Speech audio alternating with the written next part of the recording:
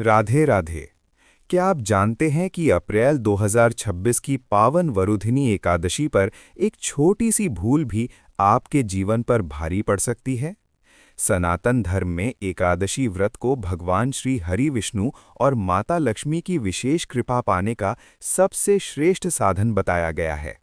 लेकिन इसी दिन अगर अज्ञानवश भी कुछ ऐसे फल, अन्न या विशेष सब्जियों का सेवन कर लिया जाए जिनका त्याग शास्त्रों में बताया गया है, तो ये व्रत पुण्य देने के बजाय दोष का कारण बन सकता है।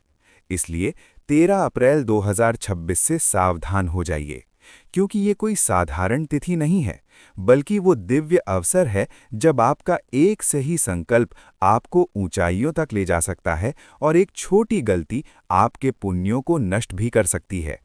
चाहे स्त्री हो, पुरुष हो या बच्चे, इस दिन सभी के लिए नियमों का पालन करना अनिवार्य माना गया है। सनातन धर्म की परंपरा में स्पष्ट कहा गया है कि व्रत केवल भूखे रहने का नाम नहीं, बल्कि संयम, श्रद्धा और नियमों का पालन ही सच्चा व्रत होता है।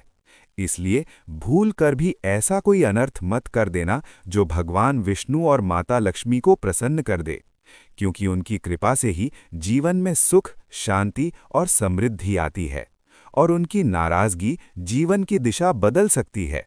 ध्यान से सुनिए और मन में उतार लीजिए, क्योंकि आज जो बात मैं आपको बताने जा रहा हूं वो साधारण नहीं है। ये चेतावनी है, ये संकेत है और ये भविष्य का आईना है। आने वाली वरुथिनी एकादशी केवल एक पर्व या साधारण व्रत नहीं है, बल्कि ये वो परम पावन दिन है जब मनुष्य के जन्म जन्मांतर के पापों को नष्ट करने और भाग्य की दिशा बदलने की शक्ति स्वयं जगत के पालनहार भगवान श्री हरि विष्णु के हाथों में होती है। अगर इस पावन व्रत में या एकादशी के दिन आपने अनजाने में भी अपने घर में कुछ ऐसी चीज़ें बना ली, या जो लोग एकादशी का व्रत फलाहार वाला करते हैं और वे ऐसे फल खा लेते हैं जो शास्त्रों में वर्जित बताए गए हैं, तो समझ लीजिए कि आपने अपने ही हाथों से अपने सुख, शांति और समृद्धि पर ताला लगा दिया। भगवान विष्णु की कृपा जहाँ बरसनी चाहिए थी, वहाँ भयंकर वास्तु दोष और दरिद्रता का प्रवेश हो सकता है। और जब श्री हरि और माँ लक्ष्मी रूठ जाती हैं, तो व्यक्ति के जीवन में ऐसी उलझनें शुरू होती हैं जिनका अंत दिखाई नहीं देता। लक्ष्मी उस घर से उल्टे पांव चली जाती है, क्योंकि जहां एकादशी के नियमों का खंडन होता है, वहां दरिद्रता, दुर्भाग्य और नकारात्मक शक्तियों का वास हो जाता है। इसीलिए आज से ही अपने मन में तारीख लाल रंग से लिख लीजिए, 13 अप्रैल 2026। तिथियां और वर्जित भोजन जानने से पहले आपके लिए ये जानना अत्यंत आवश्यक है कि आखिर सभी व्रतों में वरुथिनी एकादशी का इतना विशेष महत्व क्यों है और इसकी महिमा का विस्तार क्या है। हमारे शास्त्रों, पद्म पुराण और भविष्य पुराण में एकादशी व्रत को सभी व्रतों का मुकुटमणि कहा गया है। वरुथिनी का अर्थ ही होता है रक्षा करने वाली या कवच प्रदान करने वाली। जो भी भक्त इस दिन भगवान मधुसूदन की सच्चे मन से आराधना करता है, भगवान स्वयं उसके चारों ओर एक ऐसा अभेद कवच बना देते हैं जिसे दुनिया की कोई भी नकारात्मक शक्ति भेद नहीं सकती। शास्त्रों में वर्णन आता है कि जो महान पुण्य कुरुक्षेत्र में सूर्य ग्रहण के समय एक मन स्वर्ण दान करने से प्राप्त होता है, जो फल हिमालय पर 1000 वर्ष तक कठिन तपस्या करने से मिलता है, और जो पुण्य कन्यादान, गोदान या विद्यादान से प्राप्त होता है, उससे करोड़ों गुना अधिक पुण्य केवल वैशाख मास के कृष्ण पक्ष की इस वरुथिनी एकादशी का व्रत करने और कथा सुनने मात्र से प्राप्त हो जाता है। ये एकादशी इतनी शक्तिशाली है कि ये शारीरिक कष्टों, असाध्य रोगों और यहाँ तक कि अकाल मृत्यु के भय को भी हर लेती है। इस दिन भगवान विष्णु के वराह अवतार की पूजा का विशेष विधान है, जिन्होंने पृथ्वी को पाताल से निकालकर उसकी रक्षा की थी। उसी प्रकार ये एकादशी मनुष्य को पाताल रूपी दुखों से निकालकर सुख और मोक्ष की ओर ले जाती है। इस बार वरुथिनी एकादशी का ये महाव्रत 13 अप्रैल 2026 को रखा जाएगा। इस दिन ग्रहों की ऐसी विशेष स्थिति बन रही है जो बहुत ही दुर्लभ है। एकादशी के दिन पृथ्वी पर ईश्वरीय ऊर्जा अपने चरम पर होती है। ऐसे में मनुष्य का हर कर्म, हर विचार और हर निवाला कई गुना प्रभाव डालता है। ये मत सोचिए कि केवल मंदिर जाकर ज्योति जला देने से सब कुछ ठीक हो जाएगा। पूजा तभी फल देती है जब जीवन की हर छोटी प्रक्रिया शुद्ध हो, और उसमें सबसे महत्वपूर्ण है आपका भोजन। शास्त्र कहते हैं कि जैसा अन्न वैसा मन, और जैसा मन वैसा भाग्य। एकादशी के दिन ये सिद्धांत एक कठोर नियम बन जाता है। भगवान श्री हरि सात्विकता के परम देव हैं। अगर एकादशी के दिन आपके घर की रसोई में तामसिकता या वर्जित अन्न प्रवेश कर गया, तो वो दिव्य ऊर्जा आपके घर की दहलीज से ही लौट जाती है। बाहर से भले सब कुछ ठीक दिखे, लेकिन भीतर से जीवन खोखला होने लगता है। अचानक खर्च बढ़ने लगते हैं, बिना वजह नुकसान होने लगता है, घर में कलह बढ़ती है, और मनुष्य समझ ही नहीं पाता कि आखिर गड़बड़ कहाँ हो रही है। अब प्रश्न उठता है कि आखिर ऐसी कौन सी चीजें हैं जो देखने में तो साधारण लगती हैं, लेकिन एकादशी के पावन दिन विष के समान प्रभाव डालती हैं। सबसे पहले हम ये जानते हैं कि जो लोग एकादशी का व्रत रखकर फलाहार करते हैं, उन्हें कौन से फल खाना हमारे शास्त्रों में वर्जित बताया गया है।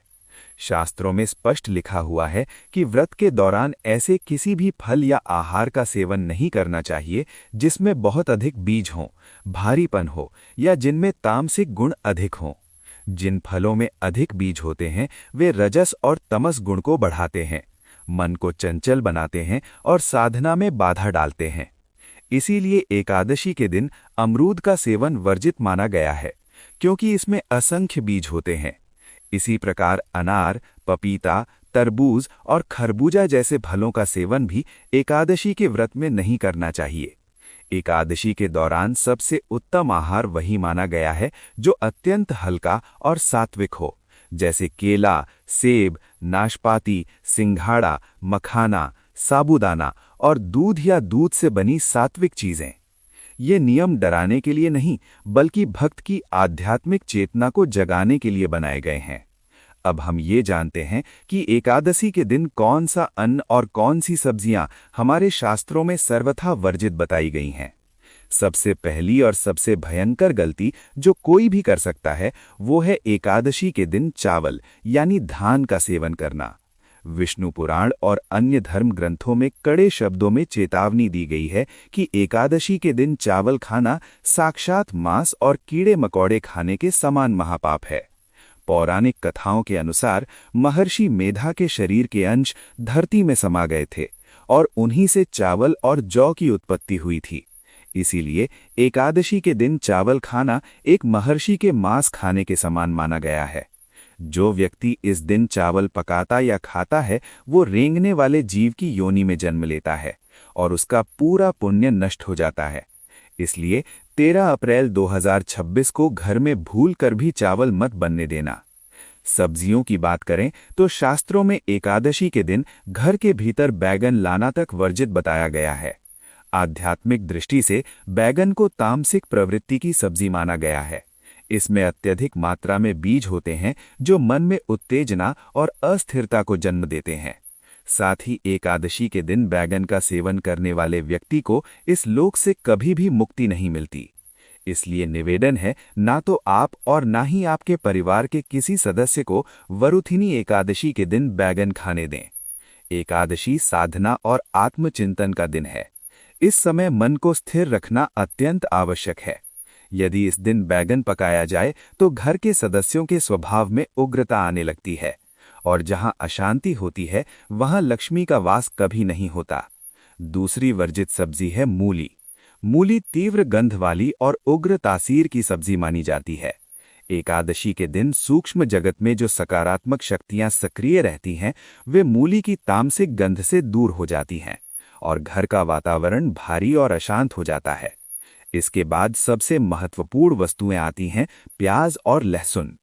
असुरों के रक्त से उत्पन्न होने के कारण प्याज और लहसुन का स्वभाव घोर तामसिक माना गया है। एकादशी के दिन शरीर ब्रह्मांडीय ऊर्जा को ग्रहण करता है और तामसिक भोजन करने से अज्ञान और क्रोध बढ़ता है। इसके बाद भगवान विष्णु के मंत्रों का जाप करें, जैसे नमो भगवते वासुदेवाय। अब आते हैं सबसे महत्वपूर्ण विषय पर। इस दिन किन कार्यों से आपको बचना चाहिए? सबसे पहले तो इस दिन का मूल भाव ही है संयम और ब्रह्मचर्य। इसीलिए किसी भी प्रकार का क्रोध, लोभ, हिंसा और दूसरों की निंदा इस दिन सर्वथा वर्जित माने गए हैं। वरुथिनी एकादशी। वरुथिनी एकादशी के दिन झूठ बोलना और जुआ खेलना वर्जित है। ये एकादशी पुण्य और रक्षा दिलाने वाली है। इसीलिए यदि आप मन में द्वेष रखकर व्रत करेंगे तो आपको फल नहीं मिलेगा। रात्रि को भगवान विष्णु का ध्यान करते हुए जागरण करना श्रेष्ठ माना गया है। भजन, कीर्तन और मंत्र जाप के साथ ये रात्रि भगवान को समर्पित करें।